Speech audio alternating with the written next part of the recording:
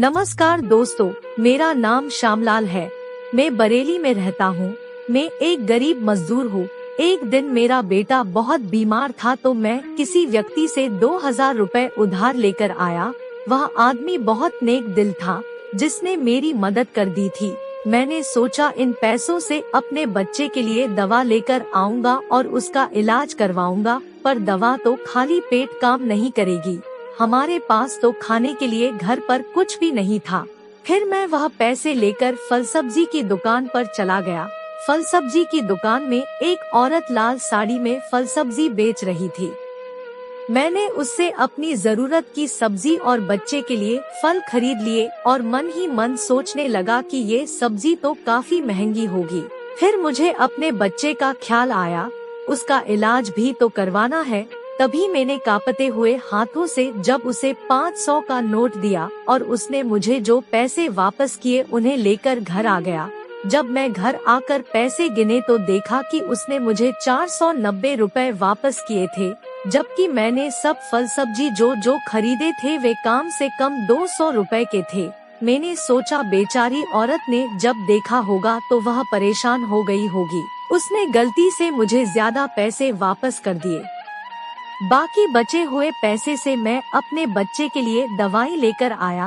मेरी पत्नी लक्ष्मी को लकवा मार गया है और मैं जो भी कमाता हूँ सारा पैसा उसी के इलाज में चला जाता है। काफी सालों से वह ऐसे ही बीमार है।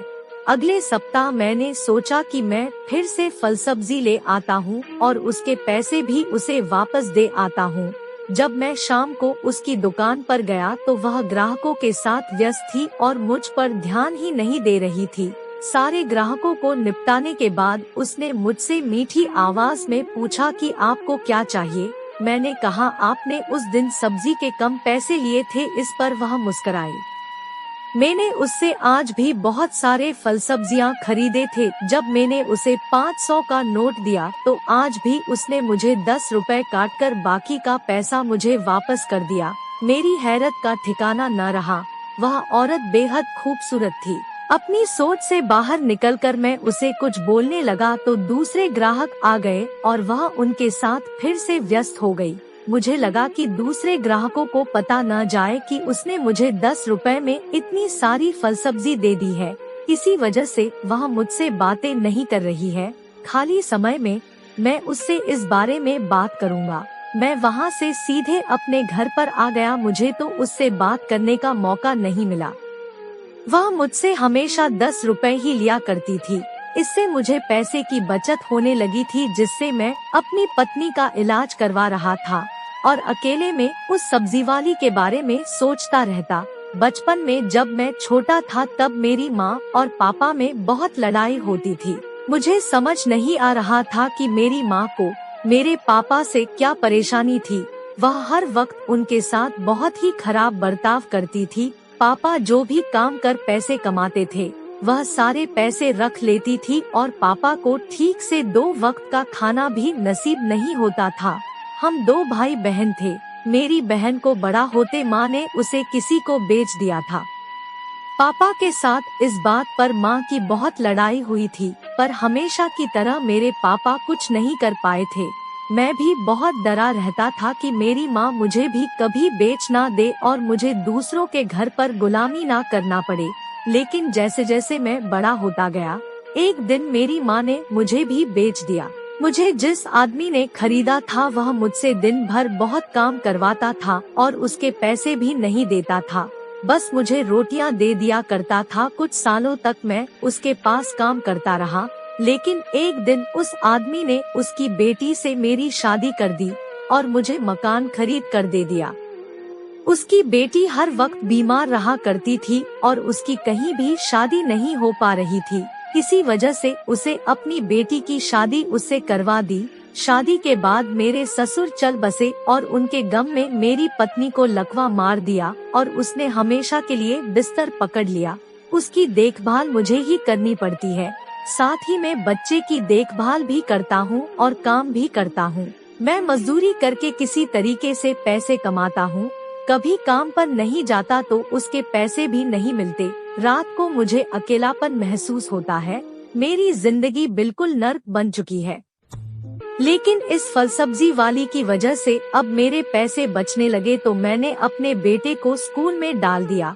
मैं यह सब्जी वाली के बारे में मैं अपनी पत्नी और बेटे से कुछ नहीं कहा था, क्योंकि हमारे मोहल्ले में सभी लोग गरीब थे और वे भी उसी से फल सब्जियां खरीदते थे।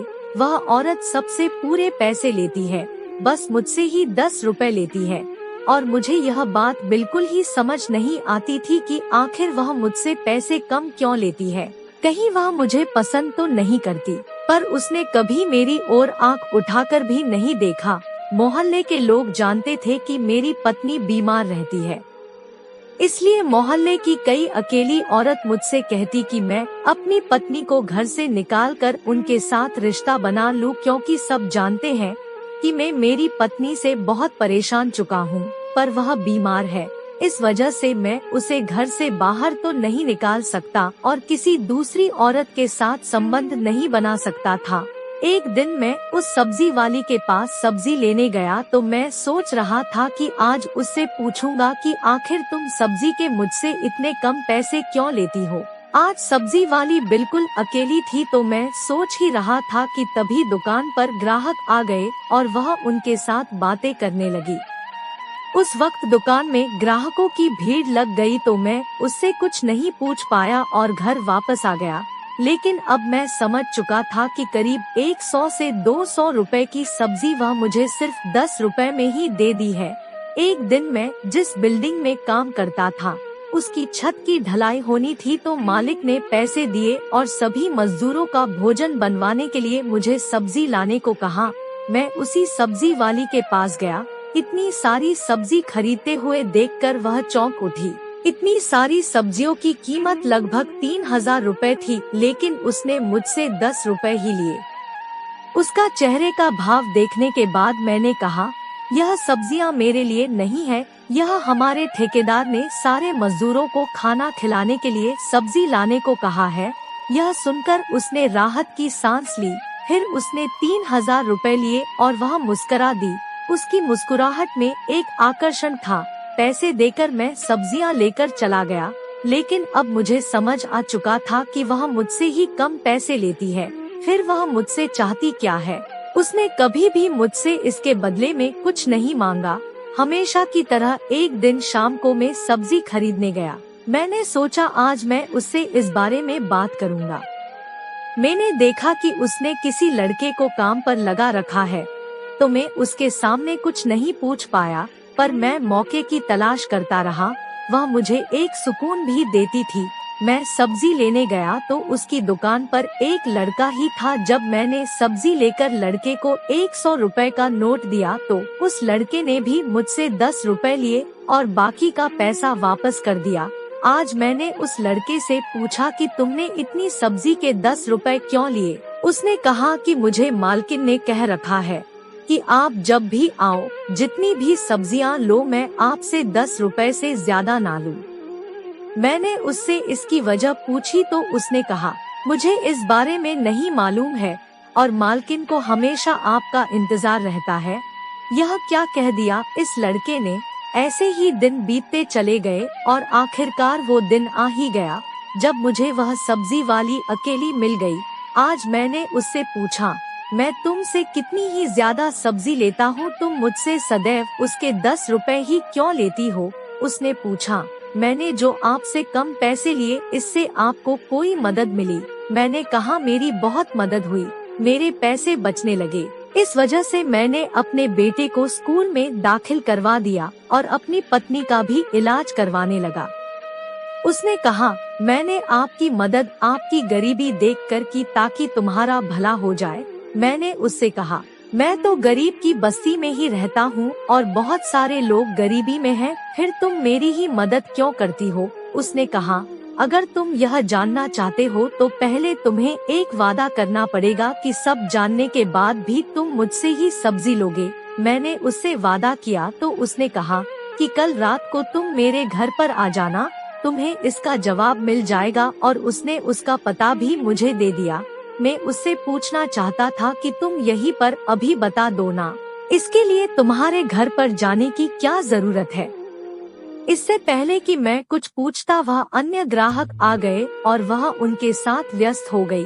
पता लेकर मैं अपने घर आ गया, लेकिन रात भर मैं उस औरत के बारे में सोचता रहा। आखिर उसने मुझे अपना पता क्यों दिया, कैसे मुझ पर ऐसे भरोसा कर लिया।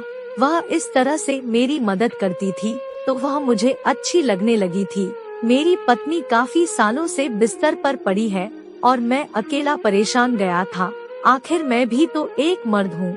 उसके घर जाने में काफी घबराहट होने लगी थी, कहीं मैंने अपने ऊपर काबू खो दिया तो। वह औरत बहुत ही खूबसूरत है, इसने मुझे घर पर क्यों बुलाया। मुझे वह हमेशा अकेले ही सब्जी बेचती हुई नजर आती थी और उसको देखकर कभी नहीं लगा कि वह शादीशुदा होगी। अगली रात मैंने सोचा कि मेरे सवालों का जवाब पाने के लिए यह मेरे पास आखिरी मौका है, क्योंकि आज अगर मैं नहीं गया तो दोबारा उससे यह सवाल नहीं पूछ पाऊंगा। आखिरकार मैं उसके घर पहुंच गया। उसने दरवाजा खोल दिया। मुझे देखते ही उसके चेहरे पर मुस्कुराहट आ गई। वह साड़ी पहने हुए कमाल की खूबसूरत लग रही थी। उसने मुझे अंदर आने को कहा। मैं काफी घबराता हुआ उसके कमरे के अंदर आ गया तो उसने मुझे कुछ खिलौने में से एक हाथ की बनी अंगूठी दिखाई। उस अंगूठी को देखते ही मुझे अपना अतीत याद आने लगा। जब मैं 10 साल का था तो मेरे पापा 8 साल की लड़की को एक रात हमारे घर पर लेकर आ गए थे। माँ उस लड़की को देखते ही पूछने लगी कि यह किसको उठा कर ले आए हो। पापा ने कहा, इस लड़की का कोई नहीं है, ये मुझे रास्ते पर रोते हुए मिली, इसलिए मैं इसे घर ले आया हूँ। एक मासूम है, दर दर की ठोकरें खाएगी, इसलिए मैं इसे ले आया। अब ये हमारे घर पर ही रहेगी। मेरी माँ इस बात से बिल्कुल खुश नहीं थी और उन दोनों के बीच इस बात को लेकर झगड़े होते रहे। वह अपने बेटे की ही जिम्मेदारी नहीं उठाना चाहती थी तो अब एक और लड़की आकर घर पर बैठ गई। इस बात को मानने को तैयार नहीं थी। गरीबी में हमारा खुद का ही गुजारा नहीं चलता था, पर मेरे पिता एक रहम दिल इंसान थे। उन्हें इस लड़की को देखकर तरस आ गया था, इसलिए उसे लेकर आ गए थे। 4 महीने तक हमारे घर में रही थी और मेरी उससे काफी अच्छी बनने लगी थी। खेल खेल में मैंने उसे अंगूठी दी थी और कहा था, तुम घबराओ मत, मैं बड़ा होकर तुमसे ही शादी करूंगा, फिर तुम्हें कभी किसी से ताने सुनने की जरूरत नहीं पड़ेगी। उसकी आंखों से आंसू आ गए थे, लेकिन मेरी माँ के रोज उस लड़की से झगड़ने के कारण एक दिन मेरे पिताजी उसे लेकर चले गए और ना जाने उसका क्या बंदोबस्त किया था। फिर क्या यह वही लड़की है? मुझे समझ नहीं आ रहा था कि अंगूठी उसके पास कैसे आई। अब उसने कहा, मैं तुम्हारे घर की लड़की हूँ संगीता। जब तुम्हारी माँ ने मुझे घर से निकाल दिया था तो तुम्हारे पिता ने चोरी छुपे मुझे एक जगह पर शरण दी थी। उन्होंने मुझे पिता की तरह ही पाला है। तुम्हारी माँ को लगता था कि मैं तुम्हारे पिता की नाजायज औलाद हूँ, जो कि सच नहीं है।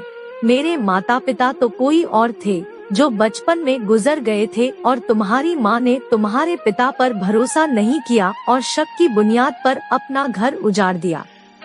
इसी गुस्से से उन्होंने तुम्हारे पिता को से घर से धक्के मार कर निकाल दिया।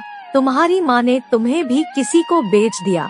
उसके मुंह से मेरे पिता के बारे में सुनकर मेरी आंखों से आंसू आ गए। कभी कभी मुझे अपने पिता की याद आ जाती है और अपनी माँ के बारे में तो शायद ही कभी सोचता हूँ। मैं अपने परिवार को फिर कभी ढूंढ नहीं पाया। तभी वह सब्जी वाली मेरा हाथ पकड़कर रूम में लेकर गई।